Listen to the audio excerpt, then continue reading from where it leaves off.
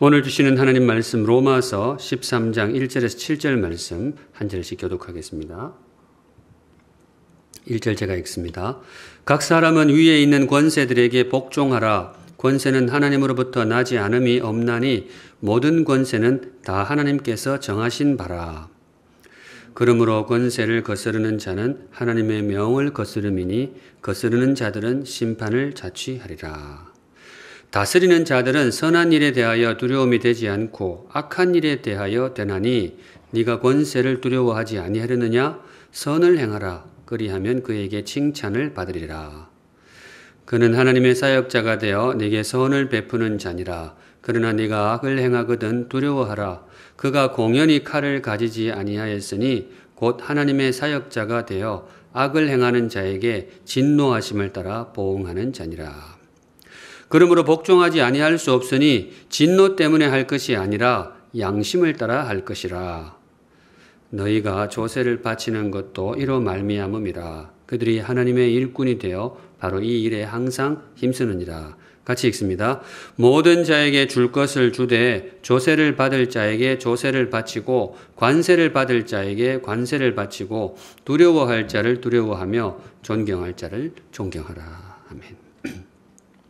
오늘은 이 말씀으로 주님 주시는 메시지를 함께 받도록 하겠습니다. 오늘의 말씀은 국가 앞에 선 그리스도인입니다. 국가 앞에 선 그리스도인. 성도로서 국가 앞에서 어떤 태도를 취해야 할까? 그것을 묵상하려고 합니다. 근자에 이것이 굉장히 현실적인 고민이 되고 있습니다. 팬데믹 상황이 도래하면서 우리 삶 전반에 대해서 새로운 고민을 던져주고 있는데 특별히 국가와 교회의 관계에 대해서도 많은 생각을 하게 합니다. 국가가 교회의 예배 모임을 제한하였습니다. 사상 초유의 일인데요. 제 경험으로는 대한민국에서 이런 일은 없었던 것 같아요. 방역을 위한 조치이지만은 많은 분들이 당황하고 또 안타까움을 표하고 있습니다. 그때 드는 생각이 과연 국가가 이렇게 할 수 있는 권한이 있는가? 그런 걸 고민하게 되는 것이죠. 국가가 우리 교회의 예배마저 제한할 권리가 있는가? 또 교회는 그런 방침에 순응을 해야 되는가? 많은 분들이 고민도 하게 되고 또 의견도 꽤 엇갈리는 그런 상황을 맞이하고 있습니다.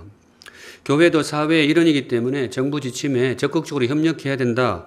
그런 의견을 주시는 분들도 많고요. 또 한편에서는 이것을 교회에 대한 핍박으로 간주하여서 저항하는 교회도 있습니다. 혼란스러운 시대를 살고 있는데 국가 앞에서 교회는 또 특별히 성도는 어떤 태도를 취해야 할 것인가. 그런데 이것이 우리 시대만의 고민은 아닙니다. 우리 믿음의 선배들도 여기에 대해서 많이 고민을 했습니다. 특별히 오늘 복음의 책 로마서를 묵상하는데 여기에 국가 이야기가 나옵니다. 오늘 본문에 권세라고 나와 있는데요. 국가 권력을 가리킵니다. 이 당시에도 그런 고민이 있었던 거예요. 국가 앞에서 어떻게 해야 될 것인가. 근데 당시는 우리보다 훨씬 더 치열하게 고민해야 됐습니다. 왜냐하면 당시 국가는 지금의 국가보다 훨씬 더 힘이 강했습니다. 백성의 삶에 대해서 훨씬 더 깊이 물리적으로 권력을 행사하던 그런 시절이었습니다. 그래서 물리적인 핍박, 박해의 기운도 이미 감돌고 있었고, 그러니까 그 고민이 굉장히 치열했습니다. 국가 앞에서 우리는 어떻게 살아야 할까? 그리고 시간적으로도 지체할 여유가 없어요. 바로 매우 즉각적으로 성도의 고백을 품고 행동에 들어가야 했던 그런 시대를 우리 로마서 믿음의 선배들이 그런 시대를 살았었습니다. 바로 그 상황 속에서 로마서가 탄생을 했는데요. 오늘 로마서를 통해서 우리 시대 이 고민 속에서 성도가 어떤 길을 걸어야 될지를 가늠해 보려고 합니다. 국가 앞에서 성도는 어떤 태도를 취해야 되는가 묵상하실 때에 이 시대를 살아가는 성도의 지혜를 얻는 그런 소중한 시간이 되기를 소망합니다. 우선 첫째, 어떤 태도를 취해야 되는가? 첫 번째는 순종입니다. 국가를 존중하고 국가 질서에 순종하라. 로마서가 우리에게 주시는 말씀이 되겠습니다. 1절에 나왔었죠. 각 사람은 위에 있는 권세들에게 복종하라. 이게 바로 그 말입니다. 복종하라. 여기 이제 위에 있는 권세라고 나와 있는데요. 이게 정부기관 공권력을 가리키는 단어입니다. 영어로는 governing authority, 영어 성경이 이렇게 번역을 하고 있는데요. 국가기관, 정부의 복종하라 이겁니다. 그것이 성도의 길이라는 거예요. 성도 여러분, 국가 앞에서 성도가 어떤 태도를 취할 것인가 제일 기본이 이겁니다. 순종하라. 마음에 새겨두시기 바랍니다. 7절은 조금 더 구체적으로 소개를 하고 있는데요. 마지막 7절. 모든 자에게 줄 것을 주되 조세를 받을 자에게 조세를 바치고 관세를 받을 자에게 관세를 바치고 두려워할 자를 두려워하고 존경할 자를 존경하라. 우리 시대의 언어로 고치면 국민의 의무를 다 하라는 겁니다. 납세의 의무, 준법의 의무, 국민으로서 국가에 해야 할 의무를 성실하게 감당하라. 공권력을 존중하라. 이런 뜻이 되겠습니다. 우리 사랑하는 샘물 성도 여러분, 지금도 그렇게 하시겠지만은 국가를 존중하시기 바랍니다. 그리고 국민으로서 해야 할 의무를 성실하게 감당하시기 바랍니다. 그것이 로마서가 우리에게 요구하는 길이고 그것이 성도의 길입니다. 우리 그 길을 걸어갈 수 있기를 바랍니다. 그런데 오늘 본문의 전체적인 기조가 제가 고민이라고 말씀드렸습니다. 고민이 되는 경우가 있습니다. 간혹 국가의 지침이 부당하다고 느껴질 때는 어떻게 할 것인가? 국민에게 국가가 지우는 짐이 불이하게 느껴질 때도 있는데 그럴 때는 어떻게 할 것이냐 이거예요. 어떻게 하느냐? 성도는 그때도 기본 원칙은 국민의 의무를 성실히 감당하는 것입니다. 앞서 제가 잠시 언급했듯이 이 로마서 말씀이 기본적으로 그런 상황에서 나왔습니다. 당시 국가가 아주 합리적이고 정당하고 의로운 권력이었느냐? 꼭 그렇지는 않습니다. 그런 경우도 있었지만은 그렇지 않은 경우도 당시에도 많이 있었습니다. 그런데 바로 그 배경 속에서 하나님께서 사도 바울을 통해서 당시 믿음의 선배들에게 주신 말씀이 뭐냐? 국가 질서를 존중하고 거기에 순종해라. 그 말씀을 주셨습니다. 그러니까 우리가 일단은 국가 앞에서 성도의 자세를 가늠을 하고 생각을 할 때 이게 제일 원칙입니다. 국가 질서를 존중하고 순종해야 됩니다. 왜 그렇게 해야 되느냐? 왜 성도로서 국가를 존중하고 그 질서에 순종해야 되느냐? 여기서 사실은 중요한 고백이 이면에 깔려 있는데요.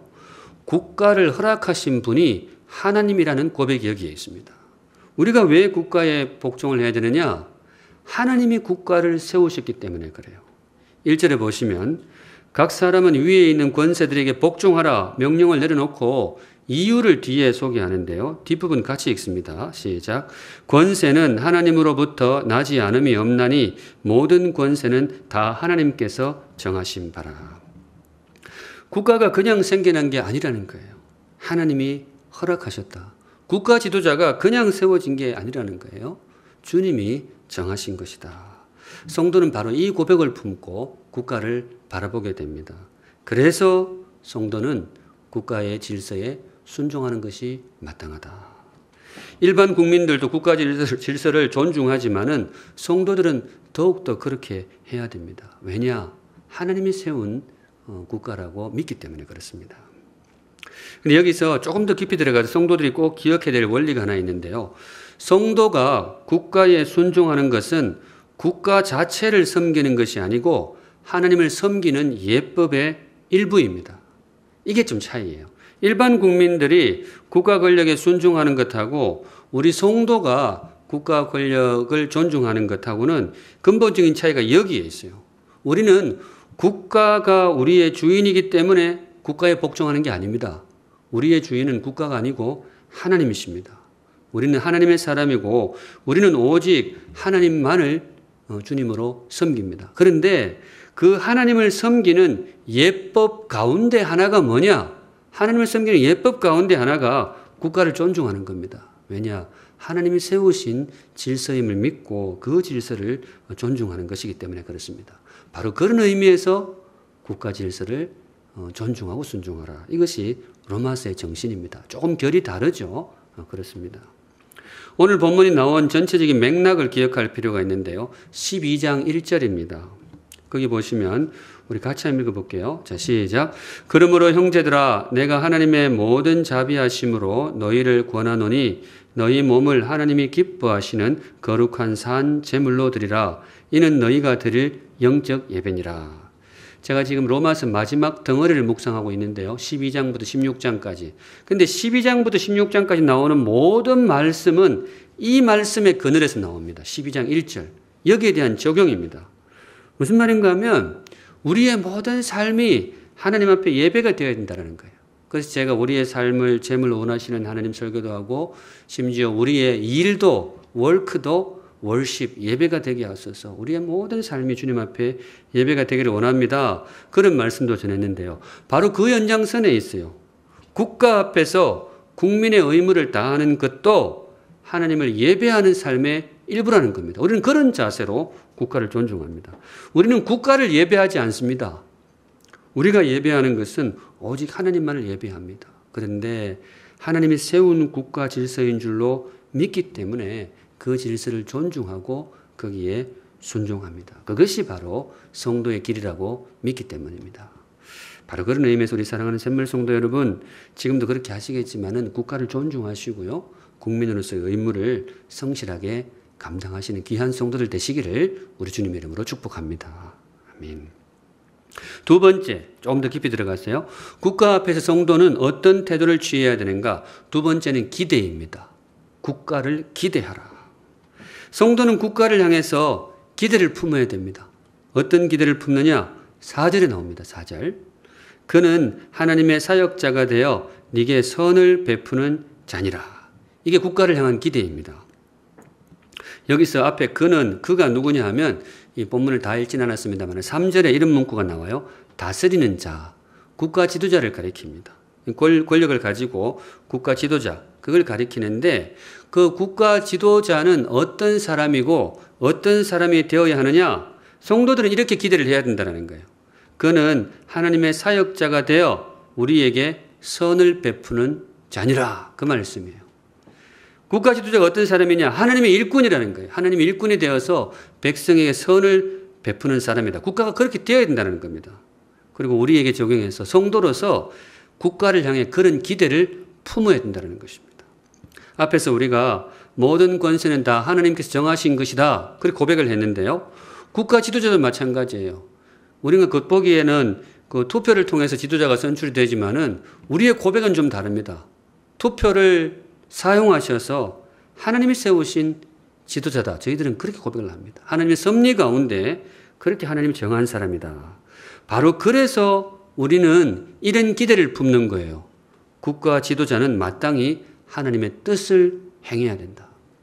국가는 자기 사리 사욕을 채우면 안 되고 하나님께 세움 받은 사람이기 때문에 하나님의 뜻을 거룩하게 실천해야 된다.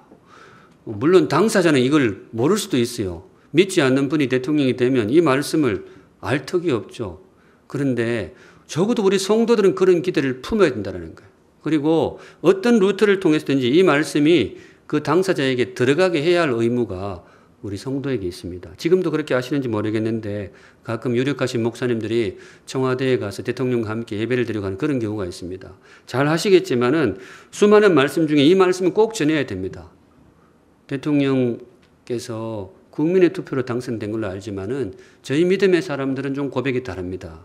하나님이 세운 사람입니다. 그러니까 하나님의 뜻을 행하셔야 됩니다. 백성에게 선정을 베푸셔야 됩니다. 이렇게요. 저 말씀 준비하면서 생각해 봤는데 청와대에서 저를 부를 일이 있을까요? 없겠지만은 불려간다는 게 그렇지만 가면 이 말씀을 전하고 싶어요. 전해줘야죠. 일반 국민들도 국가 지도자를 향해서 기대를 품지만은 성도는 더욱더 그런 기대를 품어야 됩니다. 가끔 우리 일반 백성들 사이에 정치 지도자들 향해서 냉소적으로 이야기하는 경우가 있어요. 그 사람들 기대할 거 없어. 권력 잡으면 다 똑같아. 기대할 거 아무것도 없어. 그냥 투표할 때만 이러는 거지 아무 기대할 거 없어. 그런데 성도 여러분, 일반 사람들은 그렇게 해도 성도는 그렇게 하면 안 됩니다. 성도는 기대를 해야 됩니다. 저 사람이 하나님의 일꾼이 되어서 백성에게 선을 베푸는 귀한 지도자가 되어야 된다. 그런 기대를 품어야 된다는 거예요. 그게 로마서의 정신입니다. 그리고 거기서 사실은 성도에게 한 가지 고민이 싹 트게 되는데 오늘 설교의 전체적인 기조는 고민입니다. 우리 고민해야 돼요. 고민이 되는 시대잖아요. 국가가 그렇지 않은 경우가 있단 말이죠.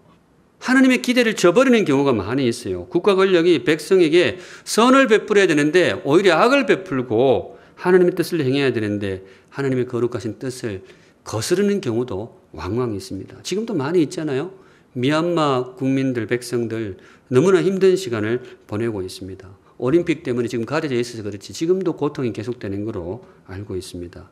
그분들뿐만 아니고 전 세계적으로 또 역사적으로 수많은 이 민초들이, 백성들이 이 땅의 악한 권력 아래서 고통을 많이 당했습니다. 멀리 볼 것 없이 우리 북녘 땅에 우리 동포들 역시 정말 역사상 참 너무나 악한 그런 정권 아래에서, 권력 아래에서 오랫동안 신음하고 있습니다. 그런 경우가 이 땅에 있다라는 거예요. 그렇다면 이럴 때 우리 성도들은 어떻게 해야 되는가? 이럴 때 우리 성도들은 국가 앞에서 어떤 태도를 취해야 될 것인가? 제가 요 다음 걸음에서 직접적으로 그걸 묵상하겠습니다만 일단 이 대목에서 기억할 것은 이걸 기억해야 돼요. 로마서는 국가 권력을 향한 하나님의 경고입니다. 로마서에 그 의미가 있어요. 로마서는 기본적으로 성도들에게 주시는 말씀이기 때문에 성도들아 국가 권력에 존중하고 순종하라 이 말씀을 기본으로 하지만은 사실은 격가지로 국가를 향해 주시는 말씀이기도 해요. 아까 말씀드렸지만 이 말씀을 국가 권력자들에게 전해야 돼요. 그게 뭐냐? 국가 지도자는 하나님의 사역자가 되어서 백성에게 선을 베푸는 일꾼으로 세움 받았다. 이 이야기를 그분들에게 전해줘야 돼요. 왜냐? 하나님이 우리를 통해서 그들에게 들어가기를 바라는 말씀을 로마서에 기록해 주신 겁니다. 그리고 로마서에 이런 기대를 담아놓은 뜻이 뭐냐? 그렇지 않을 경우에 하나님의 엄중한 심판이 있을 것이라는 경고의 말씀입니다. 로마서는 국가 권력을 향한 경고의 의미가 있습니다. 이게 로마서만 그런 것이 아니고 성경 전반에 흐르는 주님의 가르침인데요. 요즘 우리 큐티 본문 예레미야잖아요. 예레미야 한참 하고 있는데 설교하시는 우리 교역자들이 굉장히 힘들 거예요. 맨날 이 나라는 망할 것이고 저 나라는 저 죄 때문에 망할 것이고 심판의 메시지가 계속 나오는데 왜 그러는가 하면 하나님은 국가 권력자들의 행위를 주시하고 계십니다. 지금도 그렇지만 고대 시대부터 그랬어요. 하나님의 말씀이 꼭 백성들, 주의 백성들에게만 임하는 게 아니에요. 권력자들에게 임하고 이방 나라들을 향해서도 선포가 됩니다. 예레미야서를 보면 고대 국가들을 하나씩 다 짚어가면서 하나하나 그들의 악행을 고발하고 하나님의 엄중한 심판을 경고하고 있습니다. 이스라엘도 예외가 아닙니다. 주의 백성으로 일컫는 나라지만은 그 권력이 부패하고 백성에게 악을 행할 때에는 하나님이 경고하시는 거예요. 너희들이 심판할 것이다. 그리고 실제로 그 심판의 경고를 하나님이 실행에 옮기셨습니다. 그리고 정말로 나라가 망했어요. 악한 권력을 망하게 되어 있습니다. 하나님이 심판을 행하십니다.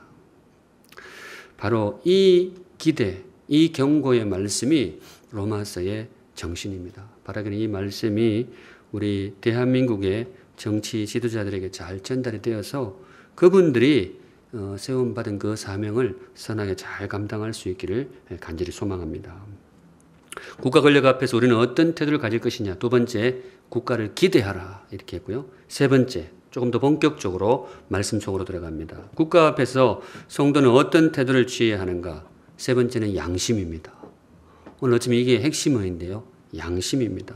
양심의 소리에 귀를 기울이라. 불의한 권력 앞에서 성도가 어떤 태도를 취해야 할지에 관한 말씀인데요. 어떻게 해야 될 것인가. 국가 권력의 악한 길을 갈 때 그때에도 우리가 위에 있는 권세에 복종하라 그 말씀대로 행해야 되느냐. 물론 기본적으로 그 말씀을 절대로 가벼이 여기면 안 됩니다. 국가 앞에서 하나님께서 우리에게 주시는 기본 태도가 그겁니다. 국가 권력을 존중해야 됩니다. 그런데 오늘 본문 5절에 하나님께서 조금은 우리가 다른 길을 갈 수 있는 가능성의 문을 열어주십니다.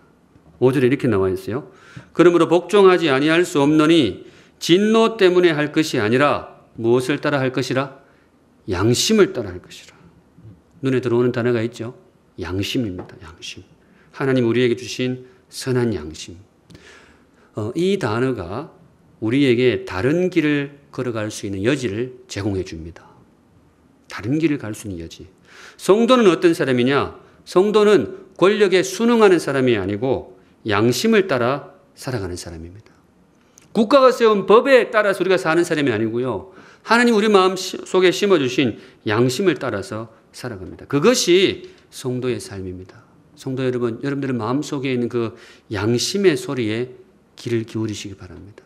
그 길을 걸어가시기 바랍니다. 그러면 국가의 국법하고 내 양심하고 충돌이 된다. 어떻게 할 것이냐? 국법은 분명히 이렇게 되어 있는데 내 신앙 양심엔 도저히 이걸 용납할 수가 없다. 어떻게 해야 될까요? 양심을 따라가야 됩니다. 그것이 성경의 가르침입니다. 제가 오늘 여러분들은 아마 이런 책이 있는 줄 몰랐을 거예요. 그 제목 보이세요? 여기 뭐라고 되어 있죠? 헌법입니다. 이거 헌법인데 대한민국 헌법이 아닙니다. 이거 우리 고신총회 헌법, 우리 교단의 헌법입니다. 교단에 이런 게 있어요. 각 교단마다 다 헌법이 있습니다. 이거에 의해서 교회도 세우고 예배도 드리고 하는데 내용이 제일 처음에는 신앙 고백이 나와요. 우리가 믿는 신앙 고백, 웨스트민스터 신앙 고백, 대소교리문답이 다 나옵니다. 그 다음에는 예배 지침이라고 해서 우리가 예배를 어떻게 드릴지 이거 가지고 다 샘물의 예배도 이루어지고 있는 거예요. 약간의 변형은 있습니다만 그 원칙이 다 나와 있어요. 그리고 본격적으로 정말 교회의 법, 제일 마지막 부분에 교회 정치라고 해서 정말 교회를 이끌어가는 법 조문들을 쭉 기록해 놓은 게 있어요. 교회 안에도 이렇게 조금 뭔가 일이 있을 때는 이 법에 따라서 집행을 하게 됩니다. 그런데 그 교회 정치, 교회 법 조문 제일 첫머리가 굉장히 인상적이에요. 제1조가 뭐냐? 1조 양심의 자유입니다. 참 묘해요. 법 조문 제1조가 양심의 자유 항목에 있습니다. 조문을 제가 읽어드리면 양심을 주재하시는 이는 하나님뿐이시다. 그가 신앙과 예배에 대하여 그 말씀에 위배되거나 탈선되는 사람의 명령이나 교리를 받지 않게 양심의 자유를 주셨다. 주님 주셨다는 거예요. 그러므로 누구든지 종교에 관계되는 우리 신앙에 관계되는 각 항사건에 대하여 속박을 받지 않고 각자 양심대로 판단할 권리가 있으므로 누구든지 이 권리를 침해하지 못한다. 이게 제1항목이에요. 제가 읽으면서 참 묘하다 싶어요. 법 조문을 기록해 나가는데 첫 번째 항목이 뭐냐? 양심을 따라 살라. 법과 양심이 충돌할 때는 양심을 따라 행동하십시오. 해놓고 법을 적어가는 거예요. 성도 여러분, 이게 성경의 정신입니다. 그것이 바로 성도의 길입니다. 중요한 참고가 되겠죠. 국가를 향해서도 마찬가지예요. 성도로서 국법을 존중하고 국민의 의무를 다하는 것이 너무나 마땅합니다. 그런데 그 국법이 나의 신앙 양심에 위배될 경우에는 어떻게 할 것이냐? 거절할 수 있다는 것입니다. 양심을 따라 살아가는 거예요. 성도는 기계적인 순종의 사람이 아닙니다. 성도는 불의한 권력 앞에 굴종하는 그런 비겁한 기계가 아닙니다. 성도는 하나님이 주신 선한 양심을 따라서 살아가는 사람입니다. 내 양심이 이 국법이 악하다 그렇게 판단이 되면 성도로서 거부할 수 있습니다. 그리고 심지어 저항할 수도 있습니다. 내 양심이 그렇게 하나님 주신 나의 양심이 그렇게 인도할 때는 그렇게 하는 것이 성도의 길입니다. 왜냐하면 우리가 섬기는 대상은 국가가 아니고 우리가 섬기는 대상은 오직 하나님이시기 때문입니다. 우리가 순종하는 대상은 국가가 아닙니다. 우리는 국가를 존중하지만은 우리는 국가를 숭배하지 않습니다. 우리가 예배하고 섬기는 우리 인생의 주인은 오직 살아계신 하나님이십니다. 그분이 주신 양심의 소리에 귀를 기울이시기 바랍니다. 그리고 그 길을 걸어가시기 바랍니다. 그것이 바로 성도의 길입니다. 우리 시대에 좀 조심스러운 그런 말씀일 수 있지만은 성경의 원리가 그거예요. 저도 그렇게 살고 싶습니다. 한 걸음 더 나아가서 바로 그렇게 할 때에 또 한 가지 중요한 원칙, 우리가 마음에 새게 될 원칙이 하나 있는데요. 네 번째로 넘어갑니다. 국가 앞에서 우리가 어떻게 살아갈 것이냐. 네 번째, 서로의 판단을 존중하라. 이게 중요해요.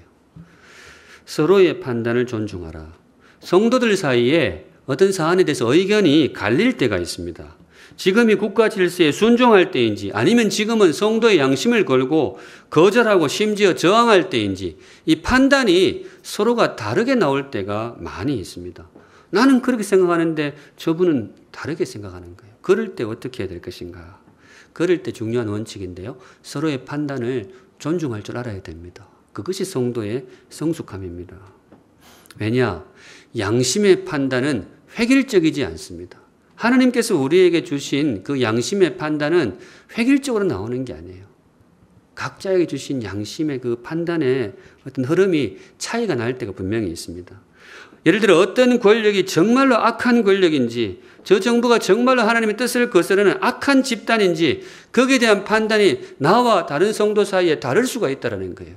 그리고 또 어떤 권력이든지 완전한 권력은 없잖아요. 국가도 인간의 일이기 때문에 일정한 흠결은 반드시 드러나기 마련입니다. 흠결이 다 있어요. 그 성도의 양심을 따라 판단을 해야 돼요. 지금의 흠결이 정말로 거절하고 저항해야 될 정말로 중대 사안인지 아니면 이 정도는 인간의 연약함을 생각할 때 성도의 품위로 감내해야 될 그런 상황인지 거기에 대해서 판단을 하는데 그 판단이 성도들마다 다를 수가 있다는 거예요. 양심의 판단이 그래요. 양심은 객관적이지 않습니다. 양심은 주관적일 수밖에 없어요. 우리의 마음속에 주신 양심이 그렇습니다. 그럴 때 어떻게 할 것이냐? 그럴 때 서로를 존중해 주는 것이 성도의 성숙함입니다. 우리 사랑하는 샘물 성도 여러분, 우리 샘물교회는 성숙한 교회이기를 바랍니다. 서로의 판단을 존중해 줘야 됩니다. 왜냐? 나와 함께 하시는 성령님이 저 사람의 마음에도 함께 하시는 줄 우리가 믿기 때문에 그래요. 성령님이 내 안에만 거하는 게 아니에요. 저 형제의 마음속에도 성령님이 거하시고 이 자매의 판단에도 그 양심에도 성령님이 함께 하시는 거예요. 그래서 우리는 서로를 존중할 수가 있습니다. 존중하는 것이 참 중요한 것이 이 존중이 이루어지지 않는 사회는 성숙한 사회라고 보기 힘듭니다. 근자의 우리 사회를 바라보면서 분열에 대해 염려하는 분들이 많습니다. 사회가 너무 갈등이 깊고 분열이 심하다. 제가 봐도 좀 그런 것 같아요. 정치적인 대립이 어느 때보다도 강하고 서로를 바라보는 눈초리가 너무 예민하고 차가운 시대를 살고 있습니다. 어떤 분은 우리 대한민국 그 해방 직후에 그 좌우 이념 대결을 보는 듯하다. 그렇게 글을 쓴 분도 있었습니다. 제가 그 시대를 안 살아봐서 모르겠지만은 그런 것도 같아요. 참 첨예하게 대립하고 있습니다. 그런데 더욱 안타까운 것은 교회 안에도 비슷한 기류가 감지된다는 것입니다. 나와 다른 판단을 내리는 성도들을 도무지 용납하지 못하는 그런 분위기가 있어요. 좀 이 적대감이 교회 안에서도 가끔 목격이 됩니다. 결코 성숙한 모습이 아닙니다. 성숙한 성도는 서로의 판단을 존중할 줄 압니다. 주께서 내게 주신 양심의 소리에 내가 귀를 기울이듯이 저 사람의 양심도 존중하는 것이 성도의 성숙함입니다. 교회는 그 구성원들이 다양해야 합니다. 성숙한 교회일수록 그래요.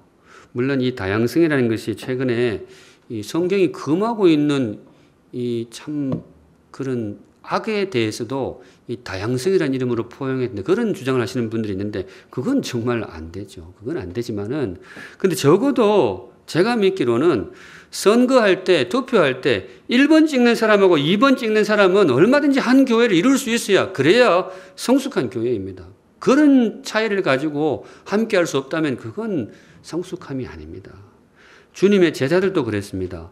주님께 그 함께하는 12제자가 있었잖아요. 근데 그분들이 정치적인 성향으로 보면 지극히 다양한 구성을 보이고 있었습니다. 당시에도 이 정치적인 노선이 많이 달랐어요. 어떤 분은 주님의 제자 중에 열심당원이라고 해서 무력 저항 운동에 참여했던 그런 출신의 제자들도 있어요. 거기 있습니다. 그리고 정치적으로 매우 온건한 보수적인 성향을 가지신 분들도 주님의 제자들 안에 들어와 있었어요. 심지어 당시 식민지 상황에서 매국노로 취급받던 세리도 회개하고 주님의 제자가 된 경우도 있습니다. 주님의 제자가 그렇게 다양했어요.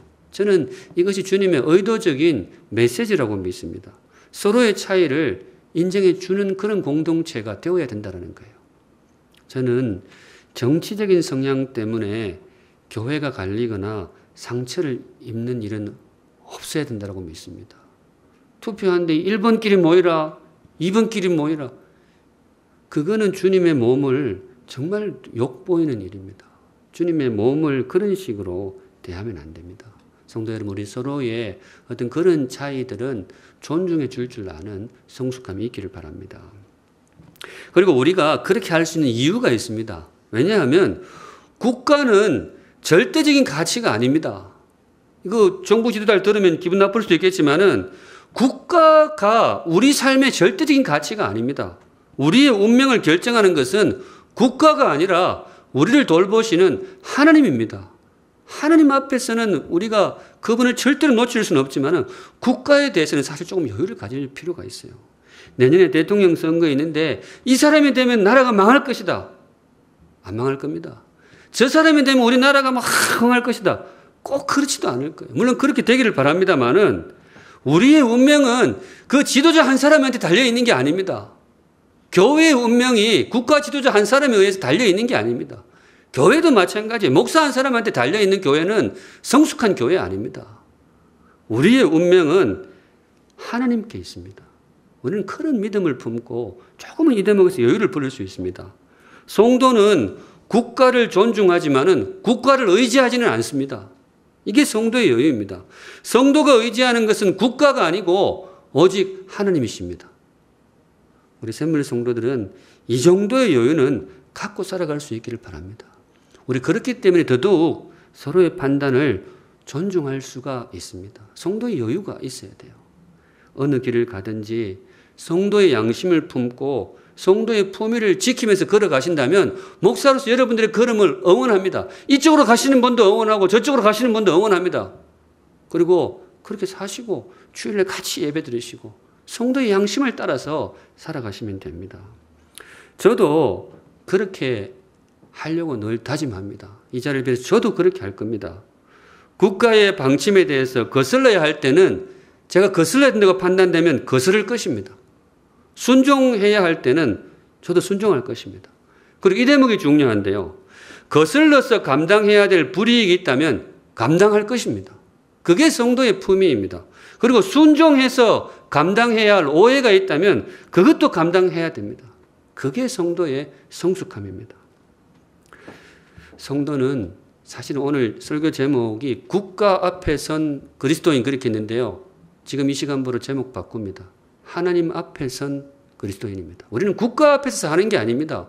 물리적으로 그 테두리 속에서 살지만은 우리가 바라보고 우리가 지향해서 바라보는 우리의 주인은 국가가 아니고 우리의 구원자, 우리의 생명이 되시는 우리 하나님이십니다. 바로 그분 앞에서 양심을 따라 우리의 걸음을 걸어가면 모든 것이 합력하여 선을 이루시는 하나님의 손길이 우리를 지켜주실 것입니다.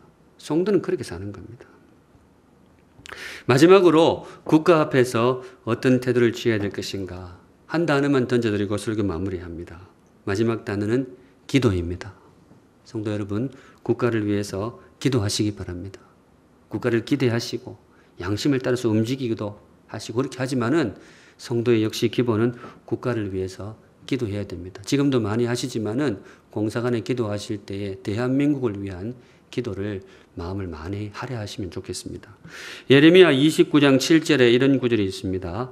너희는 내가 사로잡혀 가게 한 그 성읍의 평안을 구하고 그를 위하여 여호와께 기도하라. 이는 그 성읍이 평안함으로 너희도 평안할 것임이라. 이 말씀의 배경이 참 묘한데요. 이스라엘이 망했어요. 국가가 망했어요. 망해서 백성들이 바벨론의 포로로 잡혀간 거예요. 그런데 포로로 잡혀간 그 땅 백성을 향해서 하나님이 선포하기를 너희들이 사는 그 땅을 위해서 기도해라. 다른 말로 바벨론을 위해서 기도하라는 거예요. 참 당황스러운 말씀이죠. 나라가 망했는데 그 지배하는 나라를 위해서 기도하라. 이유가 뭐냐? 그래야 백성이 평안할 수 있기 때문이다.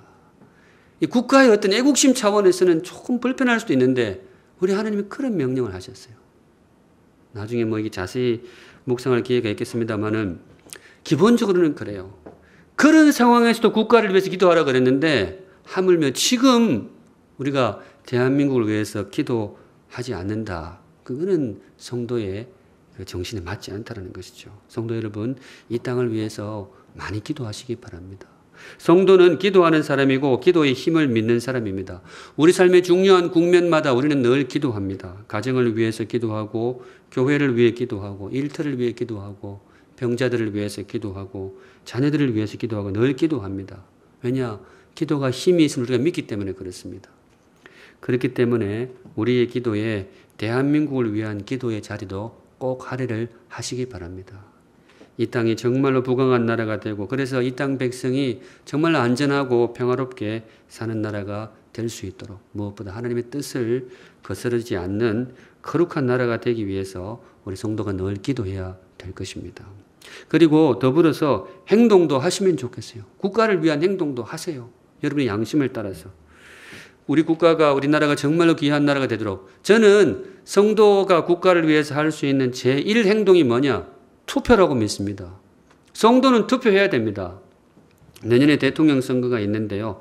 여러분 지금부터 잘 살펴보시고 정말 주님의 뜻을 행할 수 있는 사람을 보고 투표하십시오. 다 그렇다. 그 중에서 그나마 제일 나은 사람을 위해서 투표하십시오. 그렇게 해야 됩니다. 하나님이 그런 투표를 사용하실 겁니다. 그리고 저는 우리 성도들 중에 뜻이 있는 분들은 출마도 하시면 좋겠어요. 그 안 믿는 사람들한테 맡기는 것보다 정말 하나님을 두려워하는 또 잘 준비된 일꾼이 나를 다스릴 수 있다면 얼마나 좋겠어요. 그리고 이미 공직에 계신 분들, 우리 성도들 중에 공직에 계신 분들, 그 자리가 단지 여러분들이 시험 쳐서 합격하고 단지 여러분들이 표를 얻어서 간 게 아니에요. 오늘 성경이 말씀하셨잖아요. 하나님이 정하신 자리입니다. 그 자리에 간 게 우연이 아닐 수 있습니다. 이 땅이 정말 부강한 나라, 좋은 나라 될 수 있도록 여러분들에게 주신 그 자리를 정말로 선하게 사용하시기 바랍니다. 바로 그것이 성도의 길이고 그것이 하나님을 예배하는 삶입니다. 오늘 말씀 정리합니다. 오늘 주님께서 우리에게 주신 말씀, 국가 앞에 선 그리스도인. 성경은 우리 삶의 모든 영역에 관심이 있습니다. 가정의 삶, 직장의 삶, 모든 삶, 오늘은 특별히 국민으로서의 삶. 성도 여러분, 성도로서 말씀 가슴에 새기고 국민의 의무를 다 하시기 바랍니다. 정성으로 다 하시기 바랍니다. 그리고 국가를 위해서 기도도 하시고 또 양심의 그런 울림에 귀를 기울이시고 행동해야 될 때 행동도 하시고 어느 길을 가든지 성도의 품위를 지켜서 걸어가시기 바랍니다. 그 길 가운데에 하나님께서 함께 해주실 것이고 그 수고를 통하여서 우리 사는 이 땅 대한민국을 주께서 더 귀한 나라로 세워주실 것입니다. 이 모든 말씀을 합하여서 저와 여러분이 살아가는 이 대한민국이 주님이 기뻐하시는 정말로 거룩하고 아름다운 귀한 나라가 될 수 있기를 우리 주님의 이름으로 축복합니다. 아멘.